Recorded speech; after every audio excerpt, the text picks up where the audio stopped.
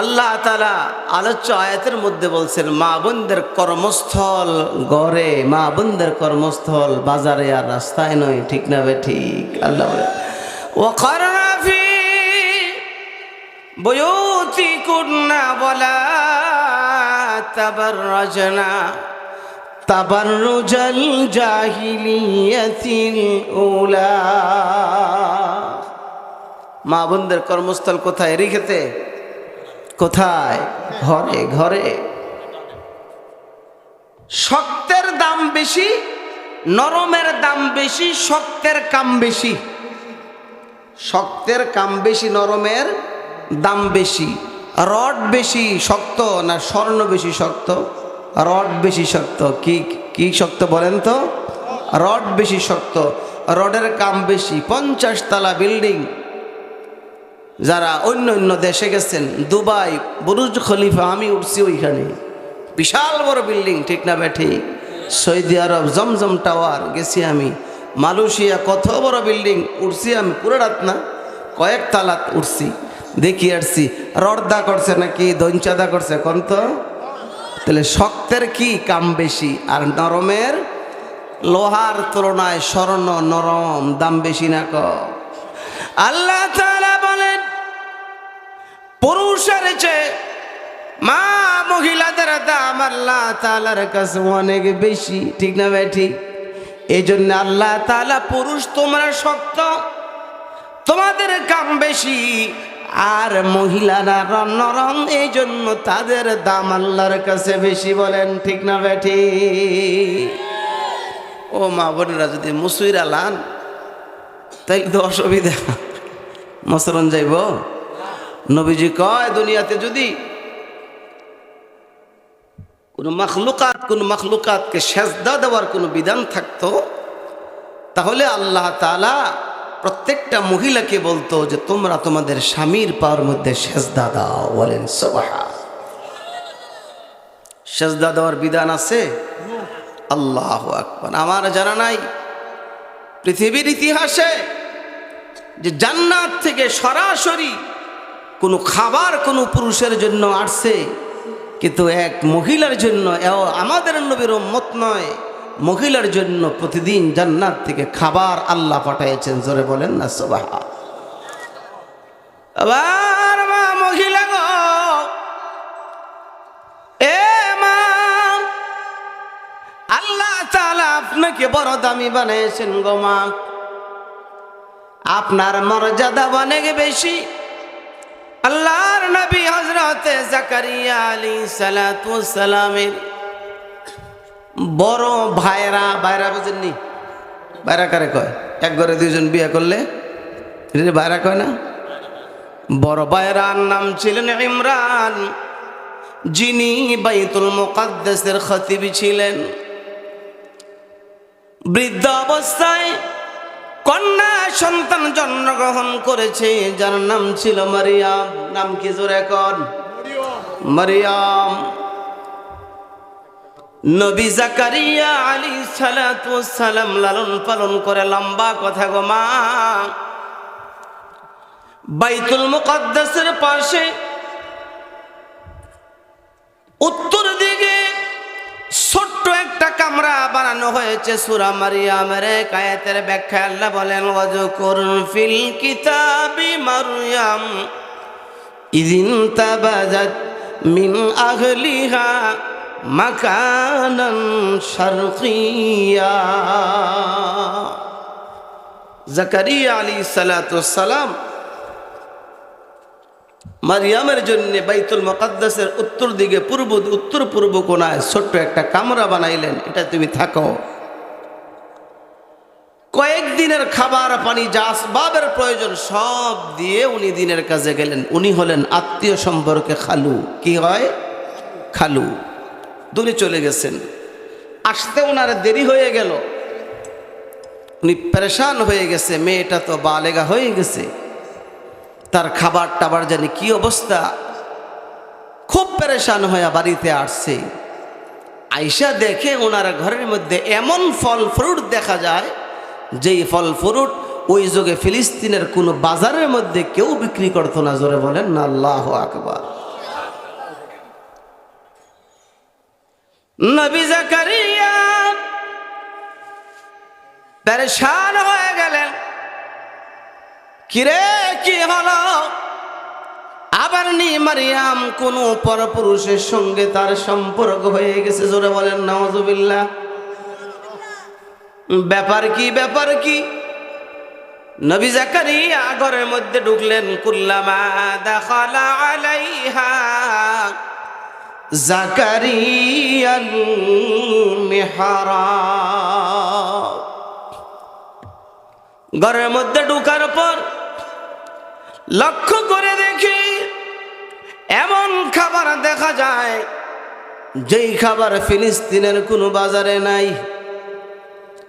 আল্লাহর নবী জাকারিয়া বড় পেরেশান হয়ে ডাক দিয়েছে, ক্বালা ইয়া মারয়ামু আন্না লাকি হাযা। আল্লাহু আকবার। আপনারা কি বিরক্ত হচ্ছেন? জোরে কোন। ডেকে বলে, মারিয়াম রে, ইয়া মারয়ামু আন্না লাকি হাযা। এ মারিয়াম, খাবার পাইলা কোথায়? এমন খাবার তো ফিলিস্তিনের কোনো বাজারে নাই রে মারিয়াম। কোথায় পাইলি রে? কে দিল রে? হযরত মারিয়াম ডেকে বলে, ক্বালাত হুয়া মিন ইনদিল্লাহ। খালু ভয় পায়েন না, চিন্তিত হয়েন না, এই খাবার দুনিয়ার কোনো মানুষ আমার জন্য নিয়ে আসে নাই। আমার মালিক আল্লাহ তাআলা জান্নাত থেকে আমার জন্য খাবার পাঠায়। قالت هو من عند الله إن الله يرزق من يشاء بغير حساب।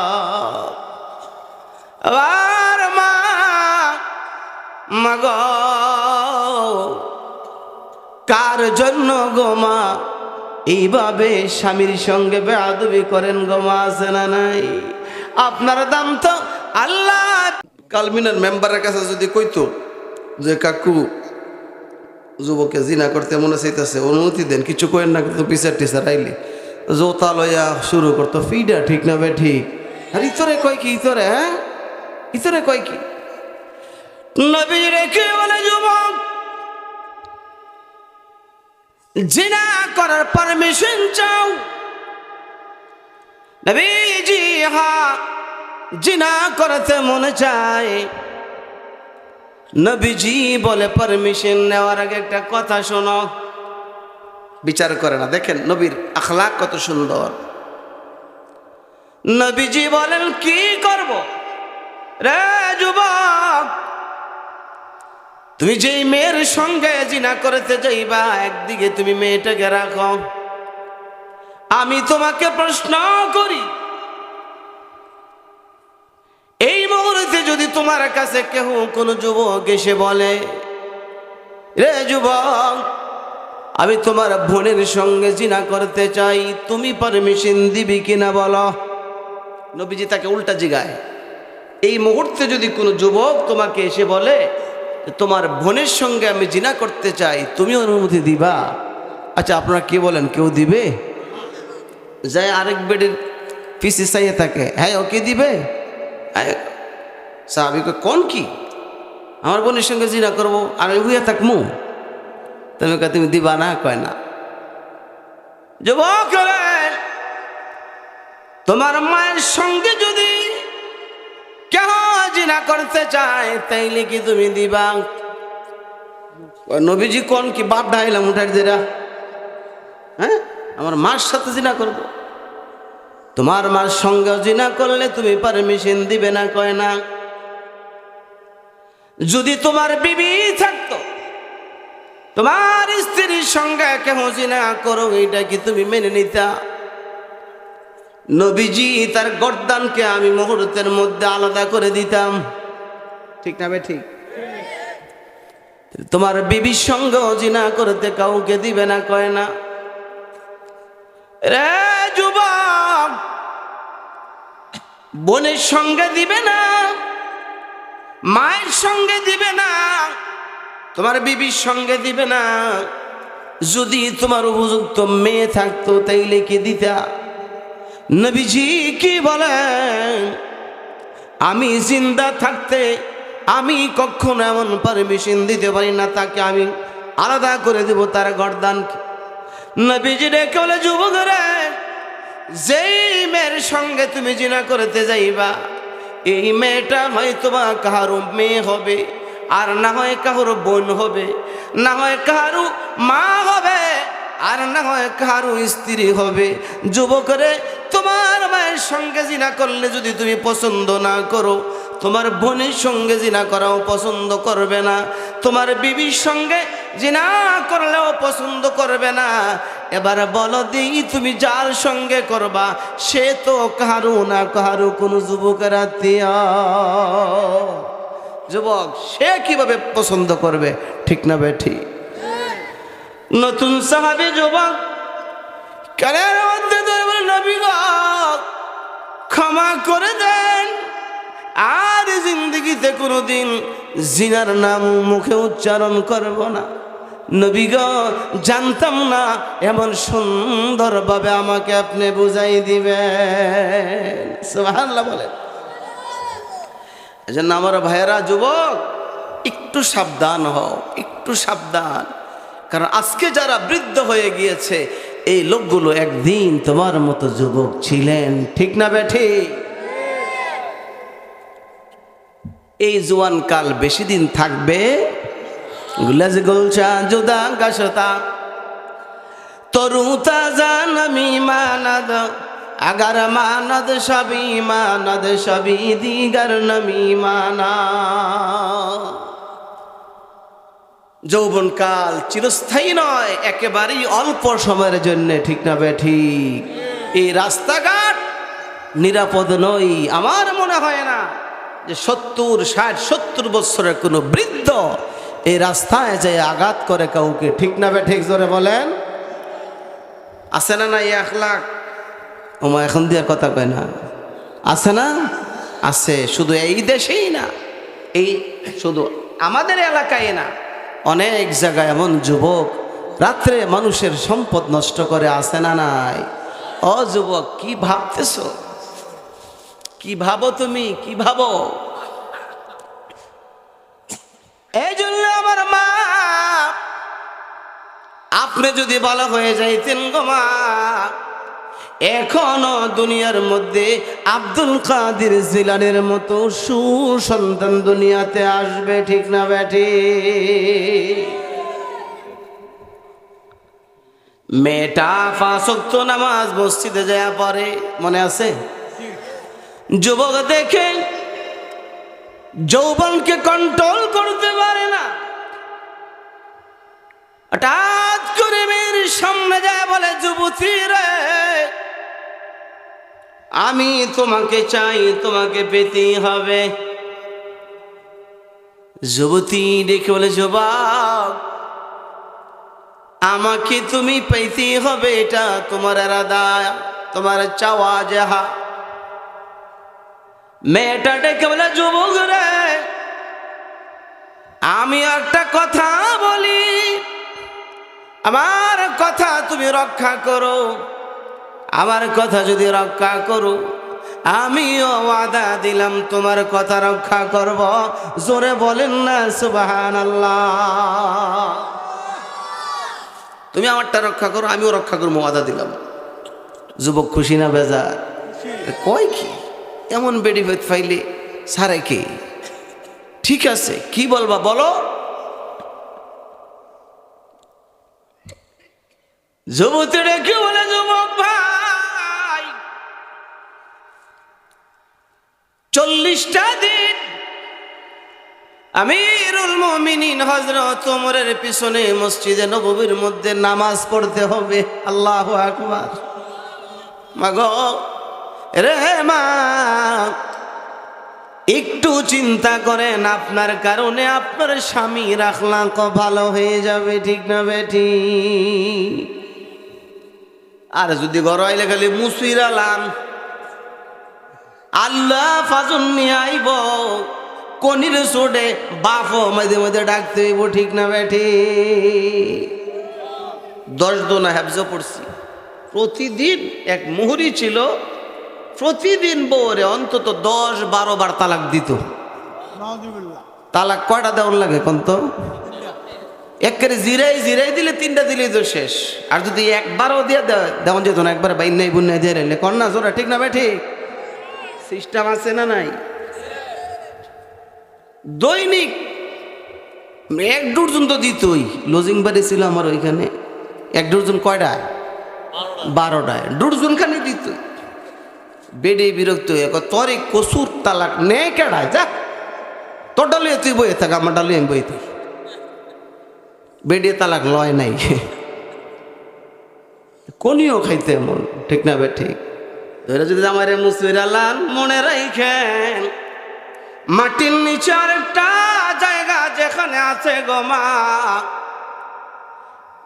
কানা ফেরেস্তা পাঠাবে,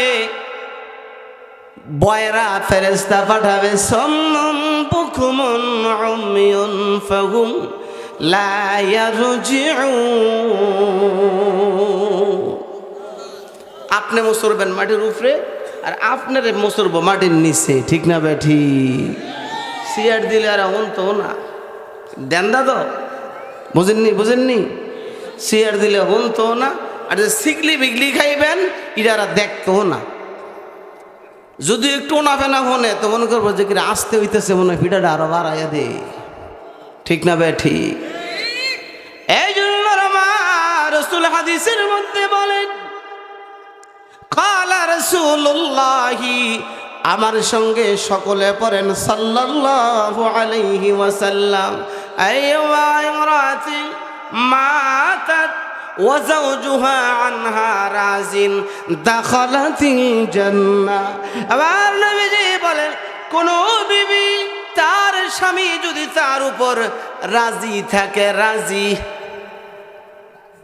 আইয়ুমা ইমরাতিন মাতাত ওয়া যাওজুহা আনহা রাজিন, নবীজি বলেন তার উপর যদি খুশি থাকে, সে যদি ইন্তেকাল হয়ে যায়, আর মালিকের দরবারে যদি একটু হাত উঁচু করে, আল্লাহ আমার বিবি আমার জন্য বড় ভালো ছিল গো মালিক, তুমি মাফ করে দাও, আল্লাহর পয়গম্বর বলেন ওই মহিলার জন্য আল্লাহর তরি জান্নাত ওয়াজিব হয়ে যায়।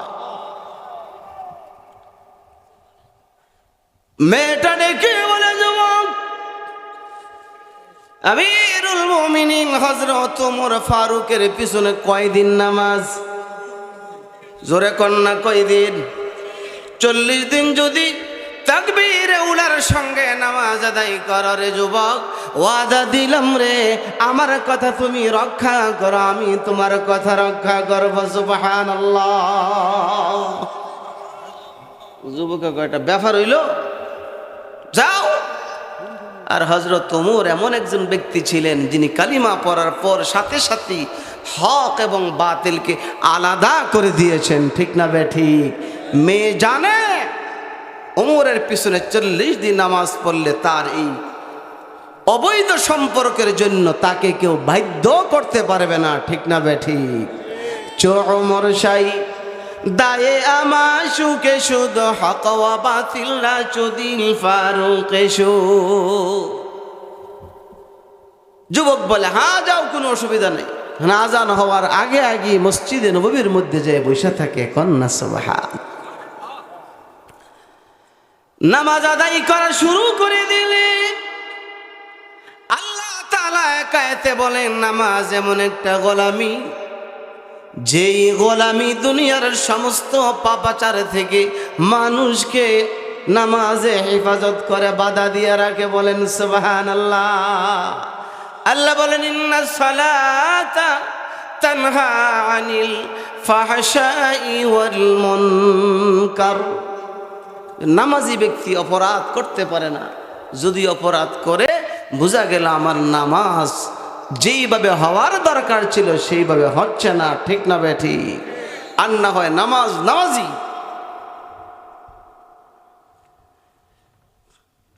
40 দিনের কাছাকাছি হয়ে গেল,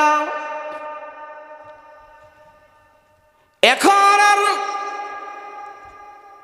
এতদিন পর্যন্ত যুবতীর বাড়ির সামনে দিয়ে যুবক মসজিদে যায় আর ডাক দেয়, যুবতী রে যাই যাই যাই, আমি কিন্তু নামাজ জামাতের সাথে আদায় করি। 30 দিন হয়ে গেল, এখন আর যুবতীর বাড়ির কাছে দিয়ে দেখা যায় না। অন্য রাস্তা দিয়ে মসজিদের মধ্যে চলে যায়। অন্য দিক দিয়ে মসজিদের মধ্যে চলে গেলে 40 দিন পুরা হয়ে গেল। যুবতী খবর দিয়েছে, যুবক রে আসো আসো আসো, তোমার সঙ্গে যে কথা দিয়েছিলাম কথা রক্ষা করো।